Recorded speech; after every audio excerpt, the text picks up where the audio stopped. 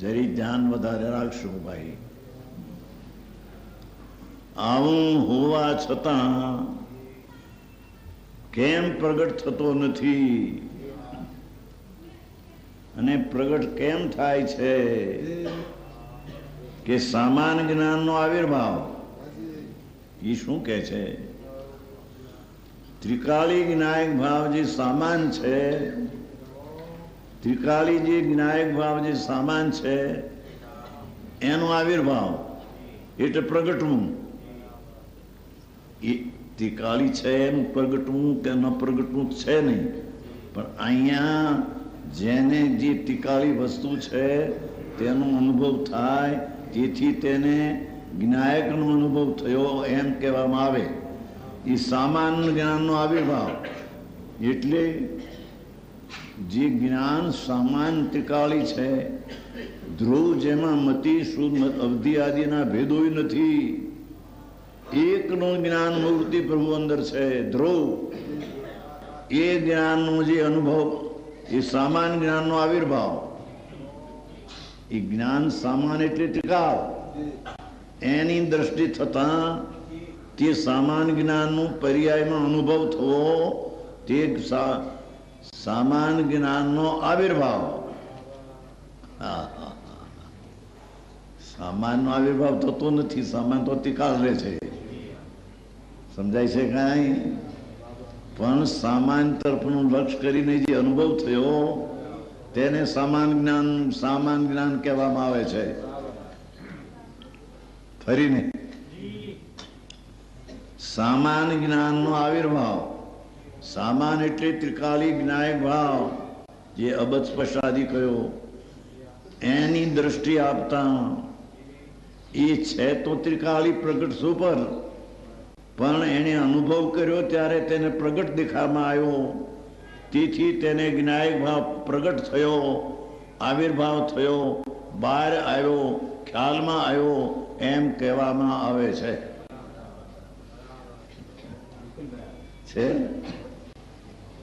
હા હા, ફરીને સામાન્ય જ્ઞાનનો આવિર્ભાવ એટલે ત્રિકાળી જ્ઞાયક ભાવ જે અબધસ્પર્શ મુક્ત કયો તેનો અનુભવ તે સામાન્ય જ્ઞાનનો આવિર્ભાવ. જે સામાન્ય જ્ઞાન પ્રગટમાં ખ્યાલમાં નહોતું ત્યારે એને તિરોભૂત કહેવામાં આવતું. એ જ્ઞાન જ્ઞાયક છે એ આવિર્ભાવ તિરોભાવ થતો નથી. જ્ઞાયક જે ત્રિકાળી છે એનું કઈ આવિર્ભાવ ને તિરોભાવ થતો એ તો છે જ છે, પણ જ્ઞાયક ભાવનો જે અનુભવ કર્યો સામાન્ય જ્ઞાનનો, ત્રિકાળી જ્ઞાન ઉપર દ્રષ્ટિ આપતા જે અનુભવ થયો એ સામાન્યનો આવિર્ભાવ કહેવામાં આવે છે. સમજાય છે કાંઈ? ફરીને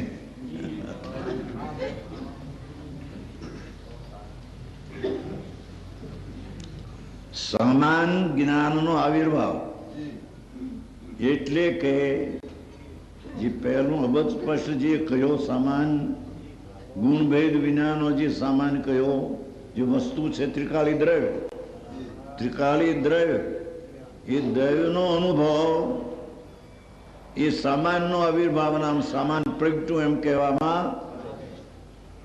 સામાન તો સામાન જ છે, સામાન બહારમાં આવે ને એ તો વિશેષ થઈ ગયું, પણ અહીં સામાન ઉપર દ્રષ્ટિ આપતા જે આવિર્ભાવ થયો અનુભવ થયો માટે સામાનનો આવિર્ભાવ કહેવામાં આવ્યો. પર્યાયમાં આવ્યું દ્રષ્ટિ એટલે સામાનનો આવિર્ભાવ, સામાન પ્રગટ્યું એમ કહેવામાં આવે છે. છે ને સામે લખાણ પડ્યું છે.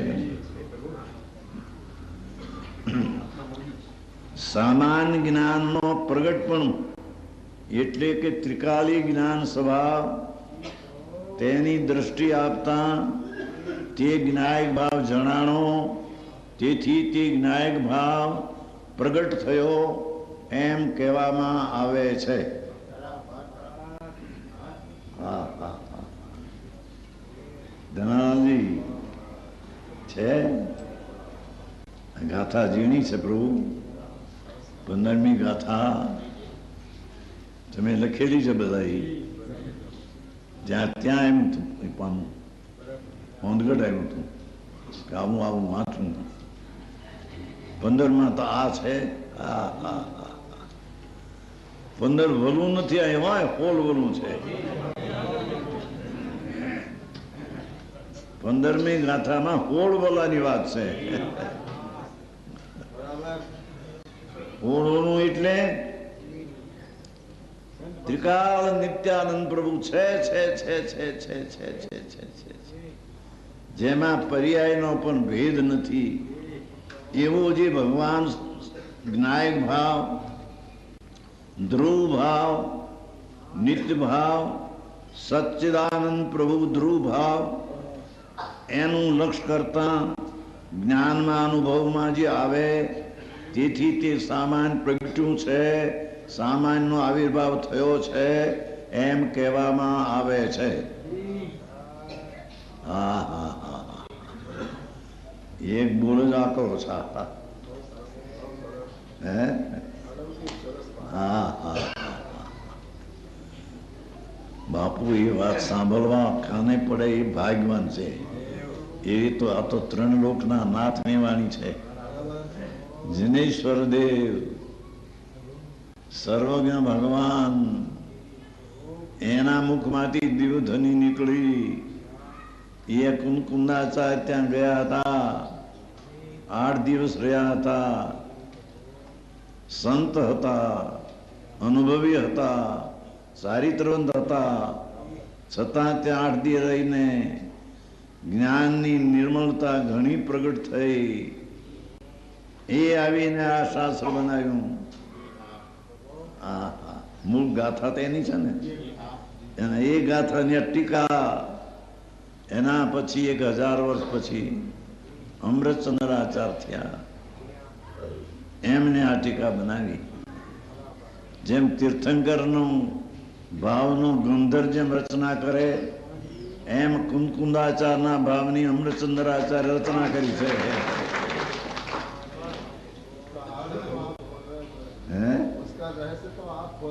મારે તો એમાં હાર્યો છે ને પ્રભુ. આ તો અંદર પૂર્વનું હતું એ આવ્યું. હા હા હા, આ તો કોઈ પાસે સાંભળેલું નહોતું, કોઈ પાસે હતું નહીં, કોણ પણ સાંભળે. હા હા હા, પણ અંદરથી જ આવ્યું. કહ્યું નતું સવારમાં, કાલે રાતે શિવરમણી રમનાર તું તું દેવનો દેવ. એ અવાજ 64ની સાલમાં આવ્યો, 18 વર્ષની ઉંમરે, દુકાન ઉપર. એ દુકાનમાં પિતાજી ગુજરી ગયેલા અને દુકાન ચલાવવામાં હું ચલાવતો દુકાન. એમાં આંતરમાં એકવાર રામલીલા આવેલી. રામલીલા, આ રામલીલા નથી થતી, રામને લક્ષ્મણને લીલા મોટી કરતા જોવા ગયેલા. એનું હતા બ્રાહ્મણના દીકરાઓ, પણ મારા એવું ભજવે રામને, સીતાને, લક્ષ્મણ. ઓહો કે ગામનો એક મંદિરનો બાવો હતો, એ બાવે પણ એને આરતી ઉતારી. ઓલા ભેખની બ્રાહ્મણના છોકરા રામને એની આરતી ઉતારી. એટલો રસ હતો. એ રસમાં મને રસ અંદર આવી ગયો અંદરથી. અહીં હું તો વેપારી, અહીંયા કવિ બવી કોણ જાણતા હતા, પણ 6 કડી પણ જાણે કેમ બની ગઈ, અડધી કડી યાદ રહી ગઈ, બાકી બધી ચોપડીમાં રહી ગઈ. એવું પહેલેથી આવ્યું અંદરથી. એ આત્મા શિવરમણી રમનાર તું. તારી પરિણતિ તો શિવરમણીની છે, આ સ્ત્રી ન હોય. તું દેવનો દેવ છો એ સમજાણું નહોતું. આ શું કે છે અંદરથી આવ્યું, તું દેવનો દેવ છો. પછી તો ઓલી બેન તરફથી પછી અહીં કે છે સામાન્ય જ્ઞાનનો આવિર્ભાવ. આ શબ્દમાં બહુ ગૂઢપણું છે. એક ચૈતન્ય મૂર્તિ ભગવાન બિરાજે છે અંદરમાં, ધ્રુવ સ્વરૂપ. એનો અનુભવ એ ધ્રુવનો આવિર્ભાવ કહેવામાં આવે છે. ધ્રુવનો આવિર્ભાવ થતો નથી. ધ્રુવ તો ધ્રુવ પહેરે છે, પણ ધ્રુવ તરફની દ્રષ્ટિ થતા જે આનંદનો સ્વાદ આવ્યો એને સામાનનું પ્રગટપણું કહેવામાં આવે છે. સામાનમાં જે અતિન્દ્રિય આનંદ ભર્યો છે, ત્રિકાળીમાં અતિન્દ્રિય આનંદ પડ્યો છે, એના સન્મુખ થયો ત્યાં આનંદ જે પ્રગટ્યો, તેથી તે સામાનનું આવિર્ભાવ દ્રવ્ય જાણે પ્રગટ્યું એમ કહેવામાં આવે છે. સામાન એટલે દ્રવ્ય, આવિર્ભાવ એટલે પ્રગટ્યું. સમજાય છે કાંઈ? ભાષા તો સાદી છે રચનભાઈ, બહુ એવી નથી કોઈ ગુડાડી. સાદી સંસ્કૃત નહીં, વ્યાકરણ નહીં, આ કઈ તો સાદી ભાષા.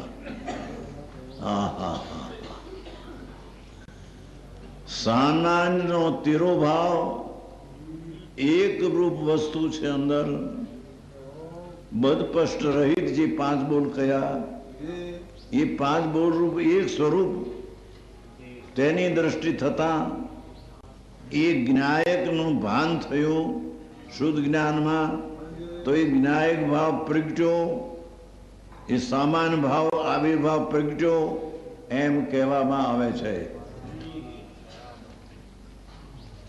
તો સમજાય છે કાંઈ? સામાન જ્ઞાનનું, સામાન જ્ઞાન એટલે ત્રિકાળી, સામાન જ્ઞાન એટલે ત્રિકાળી, એનો આવિર્ભાવ એટલે પ્રગટપણું પર્યાયમાં ખ્યાલમાં આવ્યું. અંતર્મુખ જોતા પૂર્ણાનંદના નાથને અંદર જોતા બધેથી દ્રષ્ટિ હટાવી, સંયોગથી દ્રષ્ટિ હટાવી, નિમિત્તથી હટાવી, રાગથી હટાવી, પર્યાય બુદ્ધિમાંથી પણ દ્રષ્ટિ હટાવી, અને સામાન ઉપર દ્રષ્ટિ જ્યાં ગઈ ત્યારે સામાન આવિર્ભાવ થયો, ત્યારે સામાન છે પર્યાયમાં ખ્યાલમાં આવ્યો, ખ્યાલમાં આવ્યો એ આવિર્ભાવ થયો. જે ખ્યાલમાં નહોતો એ સામાન ખ્યાલમાં આવ્યો, એ સામાન આવિર્ભાવ થયો એમ કહેવામાં આવ્યું. સામાન તો કઈ આવિર્ભાવ થતો નથી, સામાન તો અતિકાળ નિરાવરણ છે. પણ સામાનનું આ લક્ષ્ય જ્યાં થયું અને દ્રષ્ટિ થઈ ત્યાં આનંદનો સ્વાદ આવ્યો અને શુદ્ધ જ્ઞાન પ્રગટ્યું, એ સામાનનો આવિર્ભાવ કહેવામાં આવે છે. સામાન પ્રગટ્યું એમ કહેવામાં આવે છે. આવિર્ભાવ એટલે પ્રગટ્યું. આવી વાત આફ્રિકામાં ઝીણી વાત છે. ભગવાન ઝીણું પણ આવવા જો કહેતા હતા રાજી, આ ઝીણું આવ્યું હથેળી મહાત્મા છે. વાત હાજી બાપા.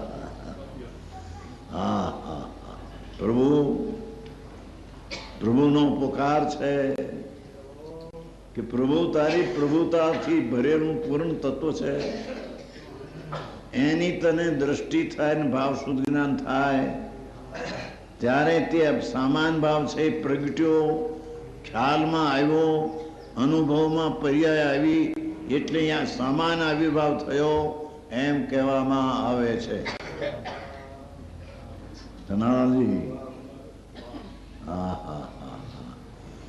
અમૃત વાણી છે ભગવાનની. આ તો અમૃત જડાય છે.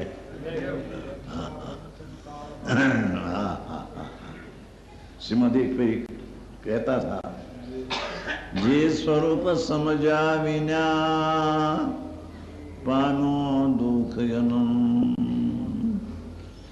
એ સમજાવ્યું તે પદનમું શ્રી સદગુરુ ભગવન રે ગુણવંતા રે જ્ઞાની, અમૃત વર્ષા રે પંચમ કાળમાં, એ ગુણવંતા એ જ્ઞાની, એ અમૃત વર્ષા રે પંચમ કાળમાં. આવી ચીજ છે લોકોચંદભાઈ. બરોબર છે. હા હા હા